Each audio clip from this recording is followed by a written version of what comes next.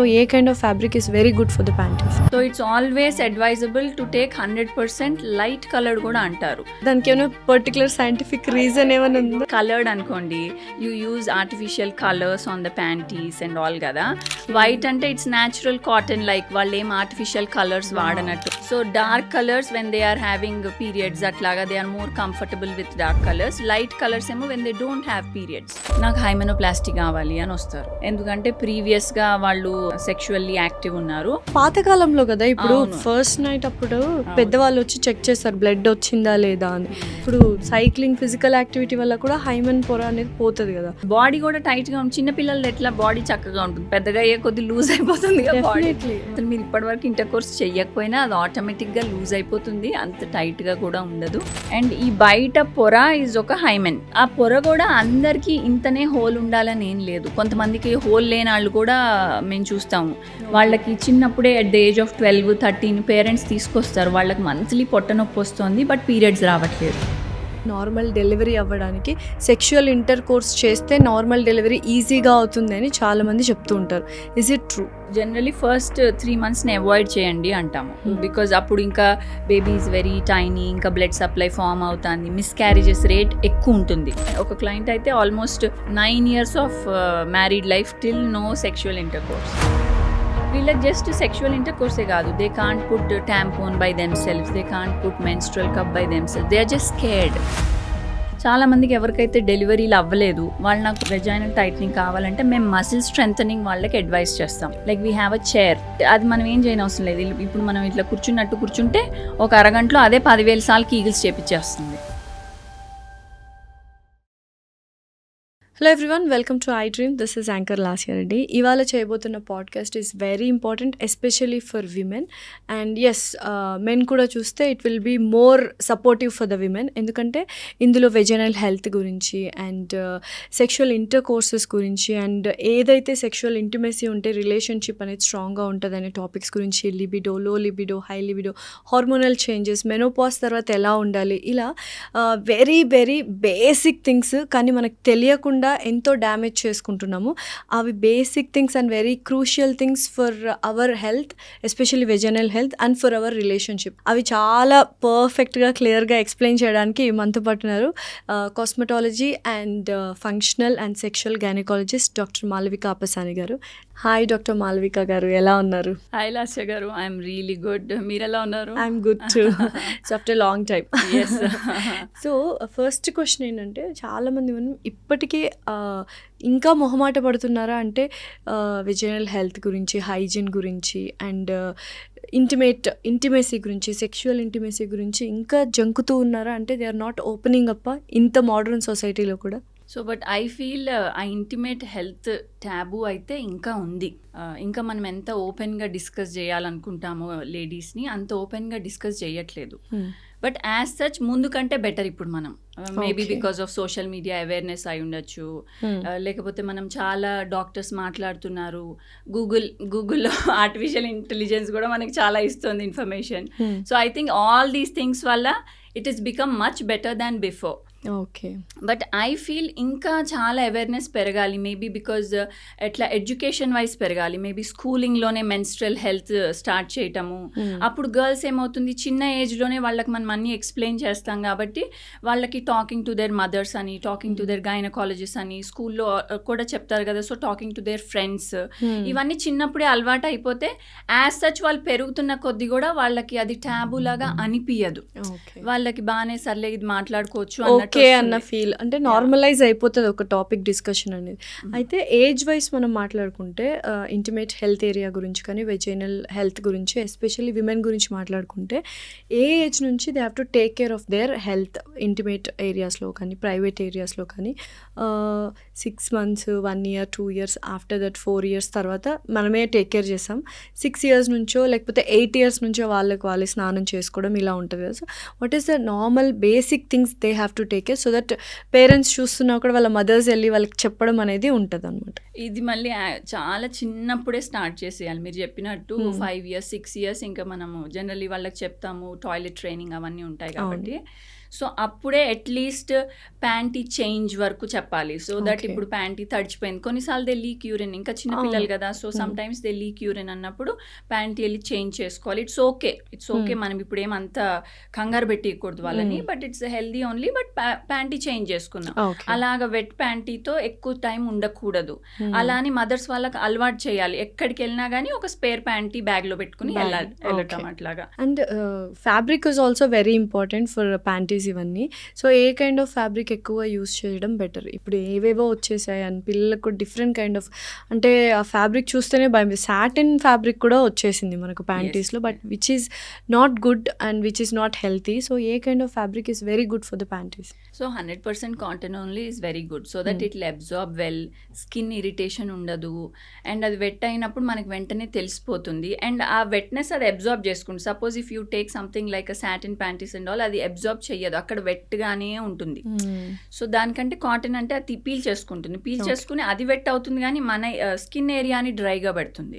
So it's always advisable to take 100% light coloured కూడా అంటారు, light coloured breathable panties. అంటే colours లో colours ఎందుకు థిక్ కలర్స్, లైట్ ఈ కలర్ డిఫరెన్సెస్ కూడా ఉన్నాయి. లైట్ కలర్ ఇస్ గుడ్ అంటాం. అవునా? ఎందుకు? దానికి ఏమైనా particular scientific reason I don't know, but as such colored అనుకోండి, you use artificial colors on the panties and all కదా. వైట్ అంటే ఇట్స్ న్యాచురల్ కాటన్, లైక్ వాళ్ళు ఏం ఆర్టిఫిషియల్ కలర్స్ వాడనట్టు, అన్లెస్ అండ్ అంటిల్ మనకు ఎక్కడి నుంచి వచ్చిందో తెలిస్తే దట్స్ ఫైన్, ఆర్ ఎల్స్ మనకు తెలియకపోతే what artificial colours we are using and all అన్నట్టు. As such white colour, light colour is good అని ఇట్స్. అండ్ వైట్ కలర్ అసలు ఫస్ట్ ఆఫ్ ఆల్ వాడరు, ఎందుకంటే యూజువల్గా వైట్ కలర్స్ ప్రిఫర్ చేయరు కదా, బట్ వైట్ కలరే safe actual. So before menarche time వరకు కిడ్స్కి లైట్ కలర్సే బెటర్, బికాజ్ వాళ్ళు ఇంకా young kids. After menarche also వాళ్ళకి 2 sets ఆఫ్ కలర్స్ ఉండాలి వాళ్ళ వార్డ్రోబ్ లో. So dark colours when they are having periods అట్లాగా they are more comfortable with dark colours. Light colours ఏమో when they don't have periods. అట్లా అది just it's type of వాళ్ళది. So initial స్టేజెస్లో menstrual cycle start అయినప్పుడు ఏ kind of pods కానీ ఇవి కానీ మనం యూస్ చేయొచ్చు? అండ్ ఇందాక నేను అన్నట్టు టాంపూన్స్ అండ్ మెన్స్ట్రల్ కప్స్ ఏవి సేఫ్ అసలు? Starting few years I think ఇప్పుడు right now we are getting biodegradable sanitary pads. Okay. So normal ప్యాడ్స్లో there might be more content of plastic అని అంటాము. So they take years, like hundreds of years to disintegrate. And obviously మనది ఒక period అంటే అది almost 5 days, అంటే per day at least 2 or 3 pads తీసుకుంటే కూడా అక్కడే మనకి ఎన్ని pods, 10 pads to 15 pads per cycle. ఇది బేర్ మినిమం ఫ్లో ఉంటే అంత.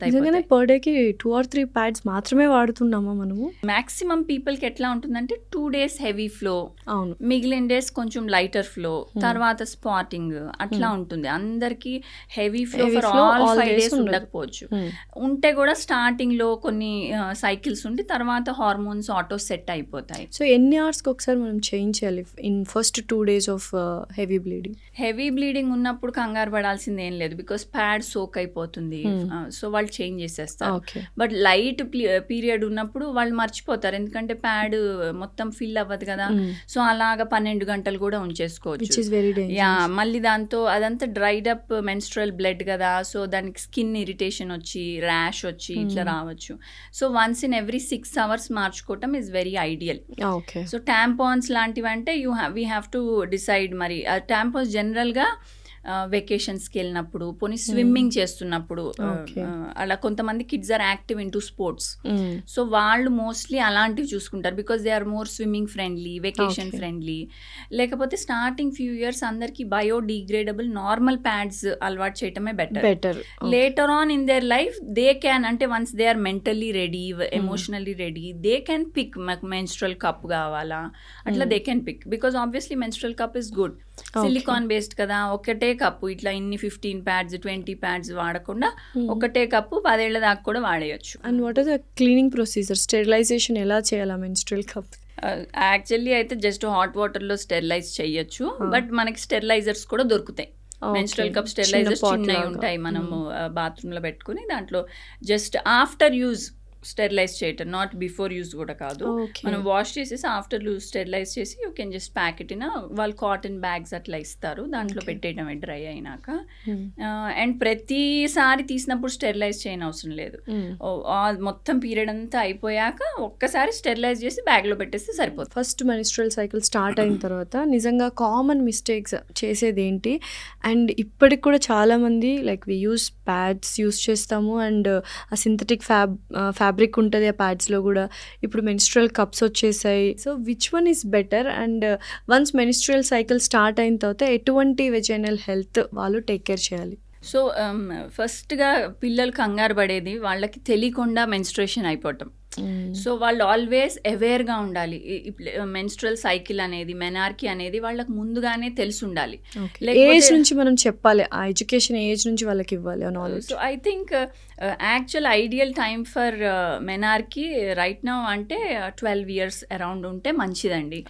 బికాజ్ అప్పటికి మెంటల్లీ కూడా వాళ్ళు మెచ్యూర్డ్గా ఉంటారు టు హ్యాండిల్ ఇట్. మరి యంగ్ గర్ల్స్లోకి వస్తే it's not good. But pre mature menarche కూడా ఈ మధ్యన కొంచెం బాగానే వింటున్నాం కాబట్టి. సో అందుకనే 9 years నుంచే 8-9 years నుంచే వాళ్ళకి చిన్నగా తెలిసి ఉండాలి. అంటే ఎలా చెప్పాలి బీయింగ్ అ మదర్, ఎలా వాళ్ళకి చెప్తే బెటర్ అంటారు? సో ఫస్ట్ ఇంట్రడక్షన్ మదరే స్టార్ట్ చేయాలి, తర్వాతే స్కూల్. బికాస్ స్కూల్లో కూడా వాళ్ళు వింటారు కానీ షైగా ఉంటారు. వాళ్ళకి మదర్కి అయితే చిన్న చిన్న డౌట్స్ కూడా అడుగుతూ ఉంటారు. సో మదర్ ఫస్ట్ వాళ్ళకి చెప్పాల్సింది ఏంటంటే this is a normal phenomena. నాకు కూడా వచ్చింది, మీకు కూడా వస్తుంది ఇలాగా. అప్పుడు ఓకే మమ్మీకి కూడా ఉంది, సో ఇట్స్ ఫైన్ అన్నట్టు ఉంటారు. గర్ల్ సిబ్లింగ్స్ ఉన్నారనుకోండి, అక్కకు కూడా వచ్చింది, సో ఇప్పుడు నీ టర్న్ కాబట్టి నీకు చెప్తున్నాను అట్లా చెప్తే దే ఆర్ మెంటల్లీ కొంచెం సర్లే ఇదేదో భయపడేది కాదు, మమ్మీకి ఉంది, అక్కకి ఉంది, ఇప్పుడు నాకు కూడా వస్తుంది అన్నట్టు ఫస్ట్ అనుకుంటారు. చెప్పాక వాళ్ళకి తెలియాల్సిన విషయం ఇంకోటి, అది మంత్లీ వస్తుందని. లేకపోతే వాళ్ళు ఏమనుకుంటారు, ఏదో ఒకసారి వచ్చింది ఇంకా అయిపోయింది అనుకుంటారు. ఇవన్నీ షాక్ సడన్గా వాళ్ళకి చెప్పటం వల్ల. బట్ అది ఫస్ట్ అట్లా అనిపిస్తుంది. కానీ మనం ఎంత ఇన్ఫర్మేషన్ అంటే ఫస్ట్ స్టార్టింగ్ ఇన్ఫర్మేషన్ కొంచెమే ఇవ్వాలి. ఇది మన హెల్త్కి సంబంధించింది, అట్లా రావటం అనేది హెల్దీ థింగ్. అలా వచ్చింది అంటే దట్ మీన్స్ నువ్వు కరెక్ట్ హెల్త్లో ఉన్నావు అన్నట్టు. సో ఇలా చెప్పి అండ్ దాని తర్వాత న్యూట్రిషన్ మీద కూడా వాళ్ళకి అప్పుడే చెప్పి ఒక సెషన్లో అంతే చెప్పాలి. మళ్ళీ కొన్ని రోజుల తర్వాత మళ్ళీ సెకండ్ సెషన్ డిస్కషన్ ఓపెన్ చేయాలి. వాళ్ళ ఫ్రెండ్స్కి ఎవరికైనా వచ్చింది అంటే వాళ్ళు వచ్చి చెప్తారు ఇట్లా వాళ్ళకి వచ్చిందంట అంటే అప్పుడు మనం డిస్కస్ చేసుకోవాలి. లేకపోతే మన ఫ్యామిలీ ఫ్రెండ్స్ రిలేటివ్స్కో వాళ్ళకి అట్లా అయిందంట, వాళ్ళ ఎక్స్పీరియన్సెస్ వీళ్ళతో షేర్ చేసుకోవాలి. అప్పుడు they see different set of experiences, they feel that's normal, కంగారు పడాల్సింది ఏం లేదు, వాళ్ళకి ఇట్లా అయింది అన్నట్టు. అండ్ అప్పటి నుంచి అండ్ వాళ్ళకి తెలియాలి ఎప్పటి నుంచి ఒక ప్యాడ్ బ్యాగ్లో పెట్టుకుని రెడీగా ఉండాలి అన్నట్టు. సో దట్ ఎనీ ఎమర్జెన్సీ అయినప్పుడు దే నో.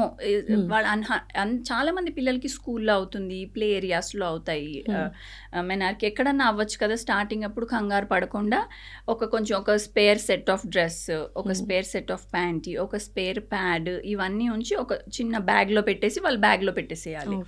అలా పెడితే వాళ్ళు ఎప్పుడైనా ఓకే నాకు ఇది అయింది, వాళ్ళ టీచర్కో ఎవరికో సేఫ్ వాళ్ళకి ఎవరికి చెప్పచ్చు, అది కూడా ఎక్స్ప్లెయిన్ చేయాలి. ఇట్లా సడన్గా అవుతే ఎవరికి చెప్పాలి, వాళ్ళకి అన్నీ చెప్తే they will go look out for that person. అలా వెళ్ళి వాళ్ళకి చెప్పి మన నెంబర్ వాళ్ళకి తెలిసి ఉండాలి, మమ్మీకి ఫోన్ చేయొచ్చు. ఇలా అన్ని every school has a health wing in that school.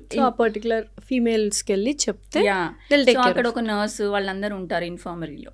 So ఆ నర్స్కి వెళ్ళి చెప్పచ్చు, they'll tell them to relax. వాళ్ళకి కొంతమందికి పెయిన్ఫుల్గా కూడా ఉంటాయి ఫస్ట్ ఫ్యూ పీరియడ్స్. సో అందుకనే they tell them to relax, కొంచెం హాట్ వాటర్ బ్యాగ్ ఇవ్వటము, ఇవన్నీ చేస్తారు. చేస్తే దే ఆర్ ఆల్సో ఓకే ఇది సేఫ్ ఎన్వైర్న్మెంట్ అని ఉంటాయి. అసలు నిజంగానే ప్రైవేట్ ఏరియాస్ మనము ఈ కెమికల్స్ ఉన్న డెటాల్ కానీ మైల్డ్గా ఉన్న సోప్స్ కానీ యూస్ చేయొచ్చా? అసలు అక్కడ ఓన్లీ విత్ వాటరే క్లీన్ చేయాలి అని చాలామంది చెప్పారు doctors, but they don't listen. జనరల్గా వై బికాజ్ ఈ what ever vaginal discharge, suppose menstrual discharge అది వచ్చినప్పుడు కూడా ఒక మెటాలిక్ టింజ్ ఉంటుంది, smell, that's because of iron in the menstrual blood. So అట్లానే వెజైనల్ డిశ్చార్జ్ కూడా ఒక ఫెమినిన్ ఓడర్ లాంటిది ఉంటుంది. సో కొంతమందికి ఆ ఓడర్ నచ్చక they keep repeatedly washing it. But అది న్యాచురల్ బాడీ ఓడర్. ఇన్ఫెక్షన్ అయితే వేరేలాగా ఉంటుంది, even have itching and it's foul smelling. So ఆ టైంలో it's a different story. But on an average it is advisable to wash intimate area cold water తో not hot water, because hot water మన స్కిన్ని పొడిబార్ చేస్తుంది. Cold water అయితే skin oils బాగుంటాయి, natural oil skin బాగుంటాయి. సో అందుకనే మనం కోల్డ్ వాటర్తో వాష్ చేసుకోవాలి. వన్స్ అ డే కావాలంటే ఆబ్వియస్లీ మనం స్నానం ఎలా చేస్తాము అట్లా బాడీ వాష్ లాగా ఇంటిమేట్ వాషెస్ వస్తాయి. ఇంటిమేట్ వాషెస్ ఓన్లీ థింగ్ ఏంటంటే వెజైనల్ పిహెచ్, ఇంటిమేట్ ఏరియా పిహెచ్ని అసిడిక్ పెడతాయి. Okay. So normal body washes alkaline చేసేస్తాయి మన స్కిన్ సో సర్ఫేస్. అయితే ఇప్పుడు ఎవరు సపరేట్గా ఇంటిమేట్ పార్ట్స్కి సపరేట్గా ఎవరు యూస్ చేయట్లేదు కదా. So is that mandatory to use or it is good to use? It's obviously good to use. Mandatory అయితే ఇంకా better. Good to use mandatory అయిపోతుంది over a period of time. ఎట్లా అంటే ఇప్పుడు చూడండి, ఇదివరకు అయితే ఒక సబ్ వచ్చేది, నాట్ లైక్ బాడీ వాషెస్ కాదు, ఒక కోర్స్ సబ్ వచ్చేది. ఆ కోర్స్ సబ్బే బాడీ మొత్తానికి. ఇప్పుడు ఎట్లా బాడీ వాషెస్ కి షిఫ్ట్ అయింది. దాని తర్వాత ఏమైంది, డర్మటాలజిస్ట్ వాళ్ళ ఎక్స్పీరియన్స్ చెప్పటం వల్ల ఫేస్ వరకు ఫేస్ వాష్ వాడండి, మిగిలిన బాడీ వాష్ వాడండి అని అందరు. ఇప్పుడు no one is using body wash on the face, everyone has their own face wash. So అట్లానే ఇంటిమేట్ ఏరియా వాషెస్ కూడా డెలికేట్ అంటే గుడ్వి తీసుకుని ఎసిడిక్ పిహెచ్ మెయింటైన్ చేసేవి they have to use at least only once a day. కొంతమంది రిపీటెడ్గా బాత్రూమ్కి వెళ్ళిన ప్రతిసారి వాడతారు, అట్లా కాకుండా జస్ట్ వన్స్ అ డే వాడటం ఇస్ గుడ్. సో ఇప్పుడు యూజువల్గా చాలామంది వెజనల్ హెల్త్ అంటే ఒక ఐడియా వచ్చేసింది, దాన్ని ఇంకా ఎక్స్టెండ్ చేసి ఫర్దర్గా they want to beautify it. So ఈ వైటనింగ్స్, వెజైనల్ వైటనింగ్ కానీ ఇవన్నీ ఎంతవరకు గుడ్?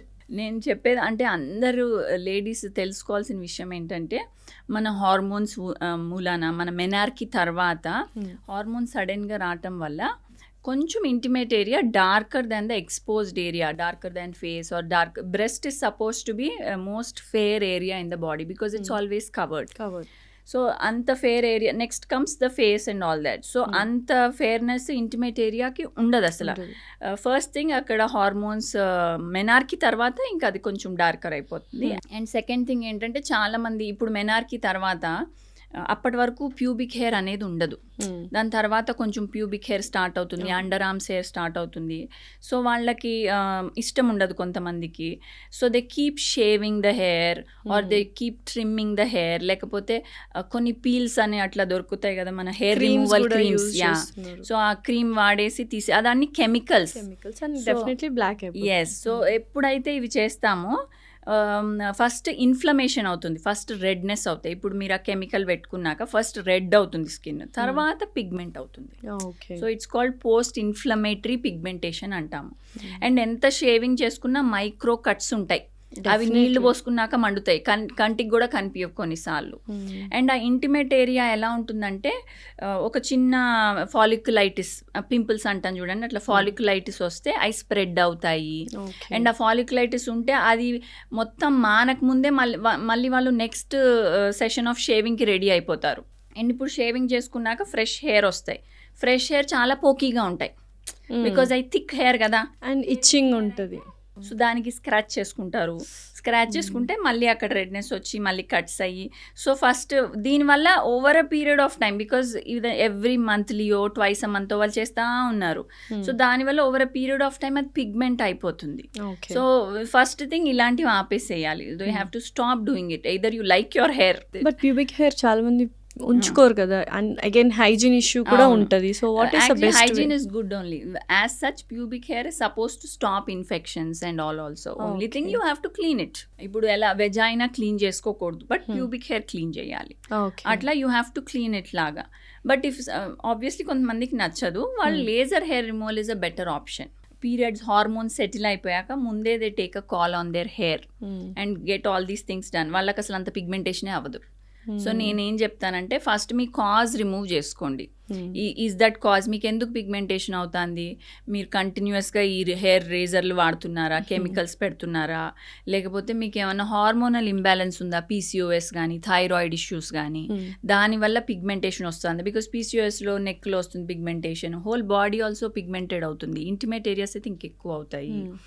లేకపోతే వెజైనల్ ఇన్ఫెక్షన్స్ వల్ల వెజైనల్ డిశ్చార్జ్ వచ్చి అది రెడ్నెస్ వచ్చి అట్లా ఏమన్నా వస్తుందా, లేకపోతే ఓవర్లీ సమ్ పీపుల్ ఓవర్గా హైజీనిక్ ఉంటే కూడా స్కిన్ని డ్రై చేసేస్తారు. ఆ ఓకే. డ్రై స్కిన్ ఇరిటేషన్ అయిపోయి పిగ్మెంటెడ్ అయిపోతుంది, ఎగ్జిమా అలాగయ్యి పిగ్మెంటెడ్ అవుతుంది.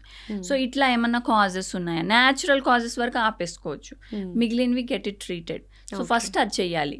సో వాళ్ళకి వాళ్ళ పిగ్మెంటేషన్ ఐడియా వచ్చి నా బాడీ పిగ్మెంటేషన్ ఇది, ఇంటిమేట్ ఏరియా పిగ్మెంటేషన్ ఇది, ఇంత ఇన్ఫర్మేషన్ ఉండాలి. ఇవన్నీ అయిపోయినాక కాజ్ కూడా ట్రీట్ చేశాక తర్వాత లైటనింగ్ కావాలి అంటే వీ హ్యావ్ ఆప్షన్స్ లైక్ కొన్ని ఇంటిమేట్ ఏరియా పీల్స్ అని ఉంటాయి, okay. Like glycolic acid, kojic acid peels ఉంటాయి, అండ్ క్యూ స్విచ్ లేజర్స్ ఉంటాయి. సో వీటితో మనం ఇప్పుడు చేస్తే ఎట్లా, మనకి ఇప్పుడు టాటూ ఉందనుకోండి, టాటూ రిమూవల్ క్యూ స్విచ్తో చేయొచ్చు. So that will only target ఆ మెలనిన్ పిగ్మెంట్, టాటూ పిగ్మెంట్ ఏదైతే ఆ ఇంక్ ఉందో దానినే టార్గెట్ చేసి అది లైటన్ చేస్తుంది. ఓకే. కంప్లీట్గా ఇరాడికేట్ చేయదు, అది కూడా మనం ఎంత ఎనర్జీ పెట్టినా కంప్లీట్గా పోదు, ఆల్మోస్ట్ 80% పోతుంది. సో అట్లానే మన ట్యాన్ కానీ, ట్యాన్ రిమూవల్ ఫేస్కి చేస్తారు, ఈవెంట్ టోనింగ్ అంటారు, ట్యాన్ రిమూవల్, అలానే ఇంటిమేట్ ఏరియా కూడా క్యూ స్విచ్ చేయొచ్చు. వెరీ పేషెంట్ ఫ్రెండ్లీ ఉంటుంది అది, వాళ్ళకి ఏమి ఇట్లా బాగా మండినట్టు హీట్ అట్లా ఏమి ఉండవు. కానీ ఇవన్నీ చేయటం వల్ల కూడా 1 షేడ్ తగ్గుతుంది, అంతేగాని వాళ్ళకేం 2-3 షేడ్స్ తగ్గిపోయి డిఫరెన్సెస్ వచ్చేసేయవు. అండ్ స్కిన్ అన్ఈవెన్గా ఉంటే ఈవెన్ టోన్ అవుతుంది, హెల్దీ అవుతుంది, న్యాచురల్ లుక్ వస్తుంది, ఆయిల్ అంతా it will be very perfect and nice. Okay. So once అంటే పెళ్ళి తర్వాత గురించి మాట్లాడుకుందాం. సో యూజువల్గా ఇప్పుడు ఈ జనరేషన్లో lots of breakups, lots of divorces are happening. One of the main reason according to stats is a sexual intimacy. నిజంగానే చాలామంది మీ దగ్గరికి లైక్ విమెన్ వస్తూ ఉంటారు. Do they bother like sexual intimacy లేదు కాబట్టి రిలేషన్షిప్స్లో బ్రేక్స్ వస్తున్నాయి అండ్ గొడవల దాకా వెళ్తున్నాయి అన్న టాపిక్స్ మీతో ఎవరైనా డిస్కస్ చేశారా? I'm just asking out of curiosity. Obviously నేను my profession only is I deal with cosmetic gynaecology, functional gynaecology, sexual gynaecology, కాబట్టి I have all these patients with me. So నాకు డిఫరెంట్ వెరైటీ ఆఫ్ పేషెంట్స్ ఉంటారు. Like కొంతమంది ఎట్లా ఉంటారు, young girls, అట్లా young కాకపోయినా maybe in their late teens or early 20s, late 20s కూడా, saying that నాకు హైమెనోప్లాస్టీ కావాలి అని వస్తారు. ఎందుకంటే ప్రీవియస్గా వాళ్ళు సెక్షువల్లీ యాక్టివ్ ఉన్నారు. అది ఎట్లా కోట్ల మీరు చెప్పినట్టు ఎలా హైమెన్ పొర పోతే ఆల్రెడీ అప్పట్లో పాతకాలంలో కదా, ఇప్పుడు ఫస్ట్ నైట్ అప్పుడు పెద్దవాళ్ళు వచ్చి చెక్ చేస్తారు బ్లడ్ వచ్చిందా లేదా అని. బట్ దట్ ఈస్ ఇప్పుడు సైక్లింగ్, ఫిజికల్ యాక్టివిటీ వల్ల కూడా హైమెన్ పొర అనేది పోతుంది కదా. So what do you suggest, అసలు ఏంటి ఆ టాపిక్ చెప్పండి. సో ఇంకా కొన్ని కాస్ట్లో అట్లాగా పెళ్ళి అయినాక దే హ్యావ్ అ ముహూర్తం for it, for the first intercourse టైప్లో దే స్టిల్ హ్యావ్ ద ముహూర్తం. ఇది still followed in some places by some people. So అందుకని వాళ్ళు వచ్చి లేదు నాకు కావాలి, మనం ఎంత ఎక్స్ప్లెయిన్ చేసినా కానీ లేదు doctor I will feel comfortable, you do it అంటారు. కొంతమంది 28, 29 ఆ ఇయర్ అంటారు. అప్పుడు వచ్చి హైమెనోప్లాస్టిస్ అడిగితే నేను అంటాను అది అప్పట్లో తొందరగా పెళ్ళిళ్ళు అయిపోయేవి, లైక్ 15 yearsకి 16 years బయట ఆడుకొనిచ్చేవాళ్ళు కాదు, ఇంట్లోనే ఉండిచ్చు. పెద్ద మనిషి వెంటనే పెళ్లి చేసేసేవాళ్ళు. అంతే. బాడీ కూడా టైట్ గా ఉంటుంది. చిన్న పిల్లలు ఎట్లా బాడీ చక్కగా ఉంటుంది, పెద్దగా అయ్యే కొద్ది లూజ్ అయిపోతుంది కదా బాడీ. సో మీకు ఉండదమ్మా, అసలు మీరు ఇప్పటివరకు ఇంటర్ కోర్స్ చెయ్యకపోయినా అది ఆటోమేటిక్ గా లూజ్ అయిపోతుంది, అంత టైట్ గా కూడా ఉండదు. It's absolutely fine. బట్ ఇనీషియల్గా ఫస్ట్ సెక్షువల్ ఇంటిమేసీ ఉన్నప్పుడు విమెన్కి ఇట్ షుడ్ బి టైట్ అన్నది చాలామంది అనుకుంటూ ఉంటారు. ఉండాలా, టైట్గానే ఉండాలా, లేకపోతే it can be like loose కూడా ఉండే ఛాన్సెస్ ఉన్నాయి? సపోజ్ అది ఎర్లీ ఏజ్లో అయింది అనుకోండి, లైక్ 18 అట్లా అయితే అప్పుడు ఇట్స్ మోర్ టైటర్. అదే ఫస్ట్ ఇంటిమసీయే కొంతమందికి 30లో అయింది అనుకోండి, it's not at all tight, it's loose obviously because body nature అట్లా. సెకండ్ థింగ్, కొంతమంది వెయిట్ ఫ్లక్చుయేషన్స్ ఉంటాయి, they are on a chubby nature, or కొంతమంది sudden weight loss, weight gain, fluctuate అవుతూ ఉంటారు. దీనివల్ల బాడీ కూడా లూజ్ అవుతుంది. Let it be muscle, collagen in the body అంతా తగ్గి బాడీ లూజ్ అయిపోతుంది. So not just hymen, vagina కూడా లూజ్ అవుతుంది. నా దగ్గర చాలా మంది క్లయింట్స్ ఉన్నారు, వాళ్ళకి ఇంకా కిడ్స్ పుట్టలేదు.